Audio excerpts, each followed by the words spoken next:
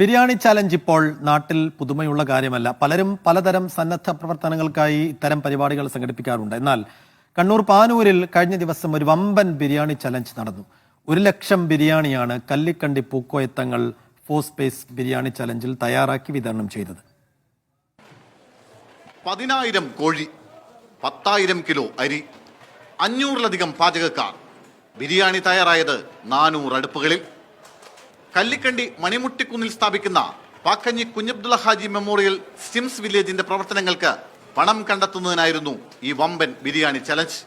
കൂത്തുപറമ്പ് മണ്ഡലത്തിലെ മുസ്ലിം ലീഗ് പ്രവർത്തകരും വനിതാ ലീഗ് പ്രവർത്തകരുമാണ് ബിരിയാണി ചലഞ്ചിന് പിന്നിൽ പ്രവർത്തിച്ചത്. രാഷ്ട്രീയമില്ല, മതമില്ല, ഒരു ചിന്താഗതിയും ഇല്ലാതെ സ്റ്റിംസിന്റെ പ്രവർത്തന വിജയത്തിന് എല്ലാ വിഭാഗം ജനങ്ങളും ഒത്തൊരുമിച്ച് പ്രവർത്തിച്ചുകൊണ്ടാണ് ഈ ഒരു സ്വപ്ന സാക്ഷാത്കാരത്തിന് സാധ്യമായത്. 1,00,000-ലധികം ബിരിയാണിയാണ് ഒറ്റ ദിവസം കൊണ്ട് തയ്യാറാക്കിയത്. തലേന്ന് രാത്രി ആരംഭിച്ച പാചകം പൂർത്തിയായത് പുലർച്ചെ 4 മണിക്ക്. രാവിലെ 7-ന് തുടങ്ങിയ ബിരിയാണി വിതരണം 12 മണിയോടെ പൂർത്തിയാക്കി. 1 കോടി രൂപയാണ് ലക്ഷ്യമിട്ടതെങ്കിലും അതിൽ കൂടുതൽ സമാഹരിക്കാനായതായി സംഘാടകർ.